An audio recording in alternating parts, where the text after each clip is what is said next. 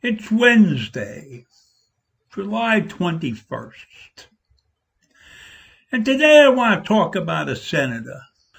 A senator who, if I had any way to describe him, is a very confused man. This is a senator who bashed Donald Trump when he was a candidate, made fun of him, had nothing nice to say about Donald Trump when he was running for president. Going to a military high school, Donald, is really not military service. You've never worn the uniform, and you know how you make America great again? Tell Donald Trump to go to hell. But as soon as he won the nomination, he eased off. And when he became the president, he became Donald Trump's right-hand ass-kisser and left-hand ass-kisser.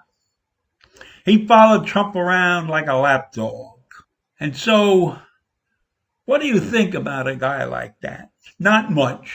A man who's elected to the Senate of the United States should be able to stand his ground, should be able to take a position on a topic and stick with it until he realizes that he's made a mistake, or until he has been shown a better way to do something, or until he recognizes the fact that there's something good about what the opposition wants, right? But I don't think Graham thinks like that. I think he looks at somebody who can do something for him like a president, and he's right in line to kiss his ass. Not only that, but the man has no initiative, not a thought in his mind is original, right? He's a copycat. And why do I say that? I say that because now Lindsey Graham has decided that it would be best for the Republicans to do something that the Democrats did. Now that's unheard of. Can you imagine any other Republican possibly thinking that they would do something that a Democrat would do?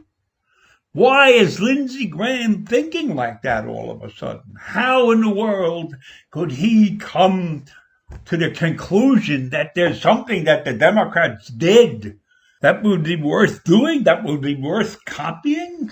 How in the world can a man who has done very little, as far as I know, original thinking in his life, could step forward and believe that the Democrats have done something that he and other Republicans should do? And this is not a great thing he wants to do.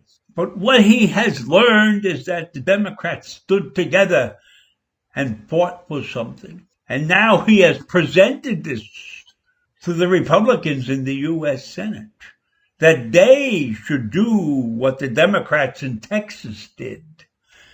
You know what the Democrats in Texas did? They left en masse and went to Washington, D.C.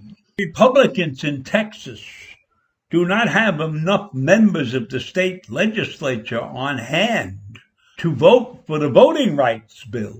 And I don't know why we're calling it the voting rights bill. It should be called the voting non-rights bill in Texas. But anyhow, because the Democrats walked out, the Republicans don't have a quorum, and you need a quorum to vote on bills, etc.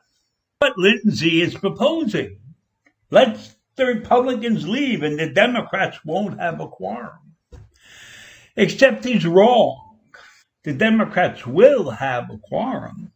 They only need one Republican to remain back. And we know that there are a couple of Republicans who are liable to do that. So there's not a sure thing that what Lindsey has elected to copy will really work. Lindsey has once again proved that he's not a man of substance. Stand up and fight like a man. If you disagree with the bill, stand up and tell everybody why. Why you won't go along with this $3.5 trillion bill that improves Medicare and improves some other social services. But of course, I know why. Because the Republicans are against anything that takes care of people. They're against all of social services. Everything is an entitlement to them. And that's a lot of bull. Because Medicare and other things are paid for by the people who worked their whole lives and gave to the federal insurance funds. So there's no way that you can tell me that Social Security and Medicare are entitlements. They are stuff that the working people in this country paid for and deserve. And I don't know why the Republicans are so uptight about that. We have to get this country back in order. We have to do the right things for our people. We can't be stingy. Is that what conservatism is all about? Being stingy? Not understanding that we need health care, etc.? Is that what it's all about? I don't know, but I find it strange that a man without any scruples would step forward and try to copy what his opponents have done. Seems to me that anything that Lindsey Graham stands for is not really what he stands for. It just sounds like a good idea for him at that particular moment. And you know, one of his best friends was John McCain, a man who was an individual and stood alone against what other Republicans were willing to get on their knees for. You remember that John McCain was the one who cast the vote that allowed the Affordable Care Act to go through. And when the Republicans tried to kill it, John McCain stopped them cold. So what did Lindsey Graham learn from his friend John McCain? Nothing. Not a damn thing. Because McCain was no ass kisser. And Lindsey Graham is always looking for an ass to kiss.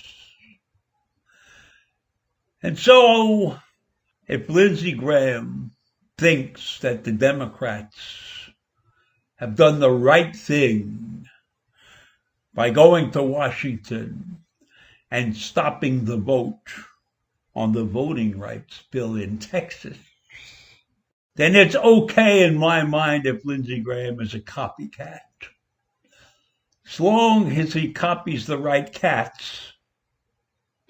And in this case, if he's copycatting Texas, it's okay with me.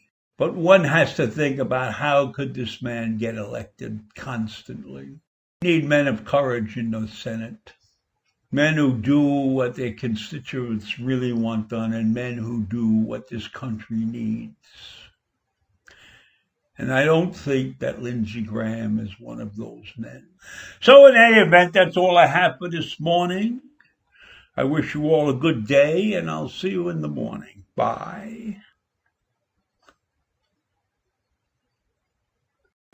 He's a race-baiting, xenophobic, religious bigot. He doesn't represent my party, and I don't think he has a clue about anything. And every time I turn around, I'm being asked about Donald Trump, saying one dumb thing after another, and I'm tired of it, that he's a jackass.